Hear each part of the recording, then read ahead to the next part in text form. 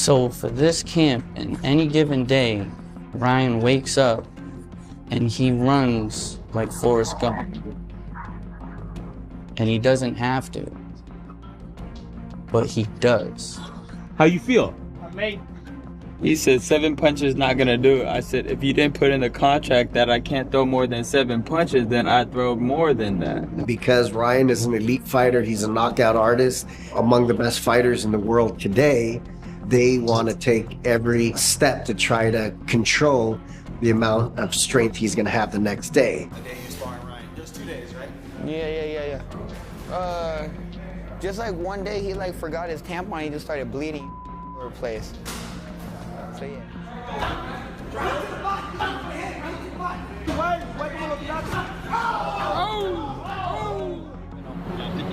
52 years, bro. And it's in the hood, bro. It hasn't closed down yet. You wanna know why? Because this place is good.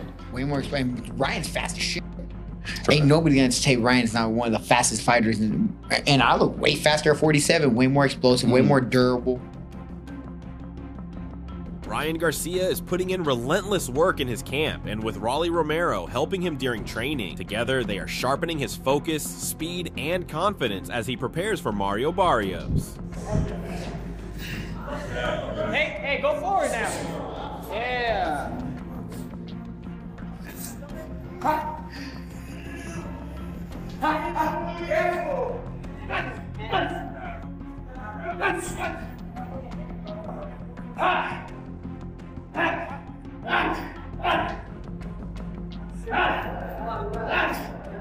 Ahí, ándale, rico, arriba, abajo y arriba. Arriba, abajo, eso. Adelante y atrás. Échale, hijo, 5 minutes here. A ver. And 1 and 1.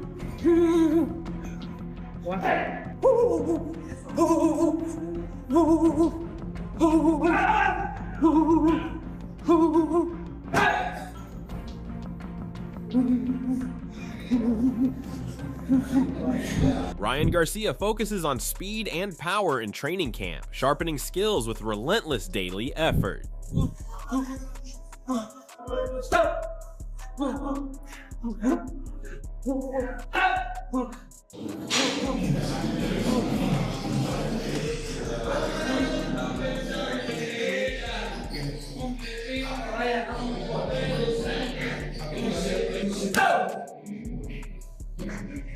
Una, 2, 3.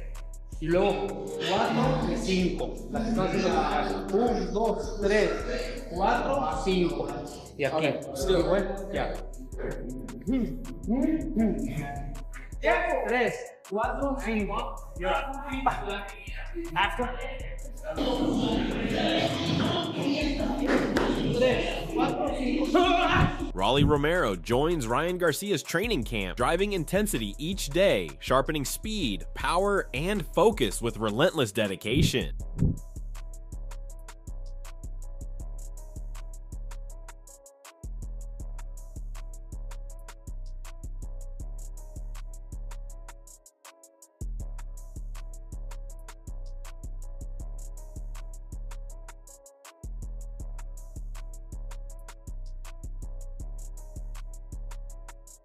Ryan Garcia emphasizes the importance of surrounding himself with positive, experienced people in camp, keeping him motivated and focused. Whenever somebody's tired or feeling down that day, we're picking each other up. 6, 7, 8, 9, 10. We feel so good. We're in this together. We're like the same person, different hair color. It's just good to have like-minded people that are ready to take advantage of the opportunities, and we're not gonna let it slip. We're all building our own legacy, and when we get in the ring, you guys are gonna see something special. Romero and Ryan Garcia, having sparred before, now train together with mutual respect, supporting each other's growth daily.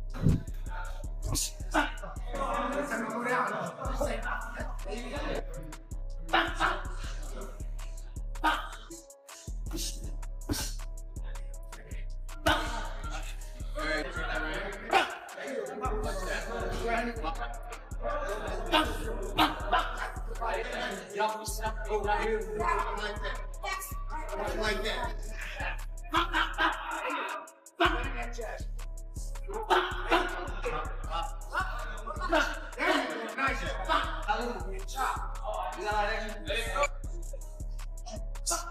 Mario Barrios remains confident, stressing his experience and longer ring presence, claiming every advantage against Ryan Garcia in this fight. I think the advantages I have coming to this fight is just overall just like everything. You know, my experience, you know, who I've been in the ring with, who I faced. I think, you know, the boxing IQ, I think I have that on my side. You know, heart. I think, yeah. He does have experience, more experience. Max Kellerman and Robert Garcia shared honest reactions to the announcement of Ryan Garcia versus Mario Barrios and focused heavily on Ryan's training situation rather than pure talent. They pointed out that Garcia is currently working with his father instead of high-profile trainers like Eddie Reynoso, Derek James, or Joe Goosen. Robert Garcia explained that Ryan's father guided him through a strong amateur foundation, so the experience is real, but he questioned why Garcia moved through several elite coaches before returning home. To him, that pattern suggests problems with structure and authority inside camp. With his dad, which I'm not saying the dad is not, you know, the dad brought him through the amateurs, but when he left his dad or went to seek a different trainer, before he came back to that, he went through 3 different trainers. Wow. That means what do you mean? All 3 are not good enough to, you know, they're all 3 are the best in the world. Here's the question. Did Ryan Garcia ever allow those trainers to be the boss? That's why he's back with his dad, because he's the boss. That's why. Yeah. Look, Joe Goosen, I know Joe Goosen. My brother used to train with him. He's not gonna just let you get away with stuff like that. Derek James shouldn't either. Eddie Reynoso doesn't need. He's made so much money with Canelo that if you want to come to me, it's gonna be under my rules. And if that didn't work, then Ryan's back. So that's I give that big advantage. Kellerman raised an important question about discipline. He wondered whether Garcia ever fully allowed those respected trainers to take control because top coaches demand rules, accountability, and consistency. Fighters cannot simply choose what they want to do each day. Robert added that trainers like Reynoso or James already train champions and will not bend standards for anyone. If a boxer cannot accept that leadership progress becomes difficult, both analysts suggested this instability could give Mario Barrios an edge. Barrios is known for steady preparation, size, and ring experience, and structure inside camp may determine the fight's outcome. To Barrios to even pull that off. See, that's the thing about boxing, and Big Baby Miller pointed it out, because there's no structure. And hopefully that'll happen with Zuffa Boxing, and I am a part of Zuffa Boxing, full disclosure. You know, the first fight coming up on the 23rd. Oh, congrats, Max. Thanks, but you need some I got 2 kind guys of. on that card, There so you go. good. You need some kind of. Right? So, well, the undercard has not been announced yet, but yeah, we could talk about what names, but yeah, But we need some kind of structure. In the NFL, the guy has to sit there for the media interview. He shows up on time. He's got to do it. And to give you an NFL analogy, think about the Broncos, right? When they had Russell Wilson over there and he had his own office and everything. And it was nothing, it was dysfunctional. Then they hired Sean Payton. Cut it out. As a coach, that's like going to train with Goosen or going to train with a world-class trainer, right? And you knew as soon as Sean Payton got there, ain't no one's going to have their own office. And you turn around a couple years later. Boxing analyst Wade Plemons offered a thoughtful perspective on the upcoming Ryan Garcia versus Mario Barrios clash. He raised the timeless question, does a coach make the fighter or does the fighter make the coach? Plemons highlighted Joe Goosen's long track record as a respected boxing trainer, noting his ability to shape fighters. Barrios now working under Goosen. The analyst questioned whether the veteran coach could provide new tools or insights that Barrios had not previously received from Bob Santos. Plemons also pointed out the intrigue of Garcia's confidence, suggesting Ryan believes he already understands what Barrios and his camp intend to do. Very interesting answer. I always wonder who makes a fighter, right? Especially in boxing, combat sports. Is it a coach that makes the fighter or the fighter that makes the coach? Now, Joe Goosen has a track record of being a high-level boxing coach. We know that. But do coaches change for fighters, or do they implement what they know to fighters and fighters change for coaches? Because this will be the crux of what happens here. Can Joe Goosen, not to call Mario Barrios old, but can he teach an old dog new tricks? Can he give him something that Bob Santos hasn't? Sure. Can he give him more info about what Ryan likes to do? Absolutely. But will it be enough to prepare him for what Ryan knows that Joe knows?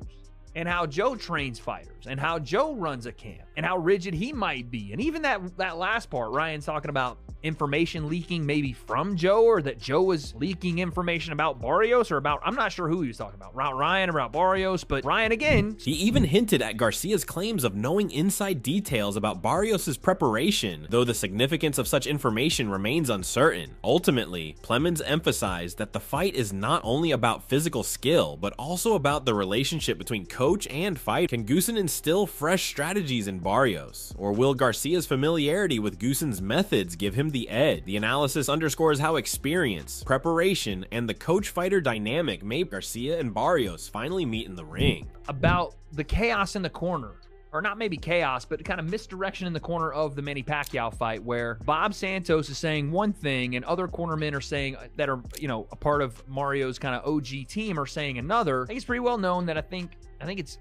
I would assume well known that Mario Barrios' dad used to train him, and I don't know if he was in the corner or it was somebody else, but there was a miscommunication, it seemed like, from even the people in the corner around the strategy of the Barrios fight, or what they wanted to do against Manny Pacquiao. And let's just say I heard from sources there were a lot of frustrations that came out of that fight with how Barrios went into that fight, how he performed in that fight, and how directions were listened to from either one side or the other. It felt like it was a bit of a confusing thing. So when you have that kind of a situation, you feel like you need to make a move. One person's going to get left out in the dust, and it's probably not someone that's either one, your family. Ryan Garcia's trainer spoke confidently about his fighter's discipline and weight management, insisting that this camp looks completely different from the past. He explained that once Garcia locks in mentally, everything else follows. Turning to the 140-pound division is a realistic and strong possibility. He stressed that Garcia can comfortably make the limit without struggle and still maintain strength and energy. I mean, our strength and conditioning coach will lock it in, Ryan will lock it in, and we're back to 140. Solid. Now, that's a strong possibility. I'm not kidding you. I am not kidding you. And we talked about that. It changes things. Yeah, and I mean this 100% sincerely, that we could make 140. Because when you guys fought Haney, you guys were not necessarily you guys, but he was drinking, he was doing all these other things that... Exactly, yeah, forget about that and forget about the Rolly, because I'm telling you, that was not Ryan. This is Ryan. This is Ryan. You're going to see Ryan. This is going to be Ryan. And you're going to say, man, he looks good. His weight is good. And his strength is unbelievable. The trainer also admitted that during the Devin Haney fight camp, Garcia was not fully focused and allowed distractions to affect preparation. This time, however, the mindset is sharper and more professional. He believes fans will notice a leaner frame, better stamina, and explosive power on fight night. The team even mentioned that 147 is not far from 140, so dropping down without harsh rehydration rules should not be a problem. Overall, the message was clear. A disciplined and dedicated Ryan Garcia is back, and a stronger version is ready to perform at his best. It's not too far off from 140. So there's a strong possibility without rehydration calls, we could probably drop down to 140 with no problem. And make the fight happen at 40 instead. Absolutely. Absolutely. And then you guys can rehydrate whatever you guys want from there. I mean, you know, listen, this is another thing that I've been seeing, and this is kind of interesting, is that, yeah, you got to rehydrate, of course, absolutely. Now, how far you can rehydrate? I would love to be over 7-8 pounds. Some go 10, some go 12, some even go 15, you know, but they do rehydrate. But when you're in shape, in total fitness, I think the most you could hydrate is 7 or 8 pounds. I'm not kidding you. When you're in excellent shape. Analysts caution fans against reading too much into short training clips of Ryan Garcia circulating online. A 15-second highlight or even a 1-minute montage cannot truly reveal how prepared a fighter is for a 12-round contest. These videos are carefully edited to showcase speed, power, and sharp combinations while concealing the tougher realities of camp, such as fatigue, weight cutting, and conditioning struggles. As a result, the footage often presents an incomplete picture. Style 10-second, 15-second clips, because Ryan very well could have had similar clips before the Rolly fight, but then he ends up losing to Rolly in New York. So for me, when I see sparring clips or brief edited clips online, I don't necessarily factor that in too much into what is to be the outcome, because the fact of the matter is, for Mario Barrios, I haven't really seen many clips from him at all. So training footage is very selective by nature. You're usually going to see the best moments plucked out, highlights, specific drills, things that would make someone look good. It don't really tell the full story about conditioning, weight cutting, or readiness. But what it does or can give you is an overall, like a snapshot of where the fighter is mentally, physically. Ryan does look like he's in good shape. Analysts noted that Garcia appeared impressive in similar clips before his loss to Rolando Romero in New York, yet the outcome inside the ring told a different story. That example demonstrates that highlights alone do not predict fight results. In contrast, very little training footage of Mario Barrios has surfaced, making direct comparisons even more difficult. Still, the clips offer a glimpse into Garcia's mindset. He appears focused, fit, and serious about preparation. Mentally and physically, he seems sharper. However, Barrios remains a respected and experienced welterweight, known for his durability and size. Ultimately, these snippets are only observations, not guarantees. The real answers will come on fight night, when preparation meets reality, and both fighters must prove themselves in the ring. Very much looking forward to the fight. I think Ryan Garcia really needs to impress here, because he's coming off of a loss to Rolando Romero. And we all know in the world of boxing that back-to-back losses can really drive you down the ladder. So I am enjoying what I'm seeing regarding Ryan Garcia as he gears up for this particular fight. Ryan Garcia, his discipline has been in question in the past, but right now it looks like he's trying to really make a statement. He posted this via his official social media. This is Ryan's page, evident by the blue check mark. Quote, "Maybe you aren't my speed. Some shots throughout camp.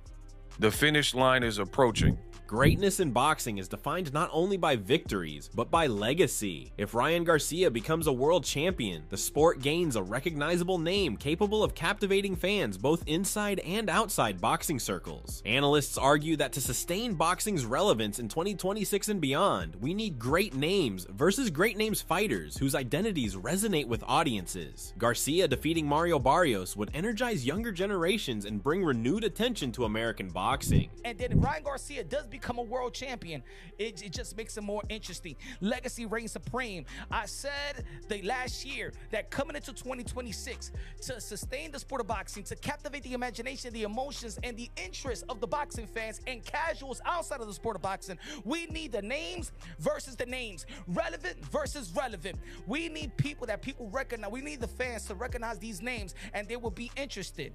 Ladies and gentlemen, Ryan Garcia beating Mario Barrios is good for the sport of boxing. Is good for this young generation, because let's be real, let's be honest, Mario Barrios is not gonna cut it in keeping the interest of the sport of boxing. He hasn't done it. He's been in big fights and he have not seized the moment. No, you Dennis Ugas, yeah, but it didn't seize the moment. We need interest. Ladies and gentlemen, American boxing is dying. A lot of people's not investing in American boxing. Let's be real. Barrios, though experienced, has struggled to seize defining moments in past high-profile fights. Garcia, by contrast, carries mainstream appeal that can attract casual fans and investors back to the sport. Recent events prove that when recognizable fighters meet, for boxing to thrive, legacy must reign supreme, and recognizable champions like Garcia are essential to reigniting passion and investment in American boxing. Let's be honest, Netflix is just going to give you this events here and there. Maybe they'll give us Floyd Mayweather versus Manny Pacquiao too, but at the end of the day, everybody has abandoned American boxing, and the only way we get these investors back into the American landscape, we got to do what we did out there at Madison Square Garden in New York City this past weekend when we saw Shakur Stevenson beat Teofimo Lopez. Sold out crowd. Why was a sold out crowd? Because it was name versus a name. People recognize both names, tri-state area, right? Teofimo Lopez never did it sold out or even come close to selling out a big arena. Shakur Stevenson didn't come close to selling out even Newark. That's it for today's video. Stay tuned until next time.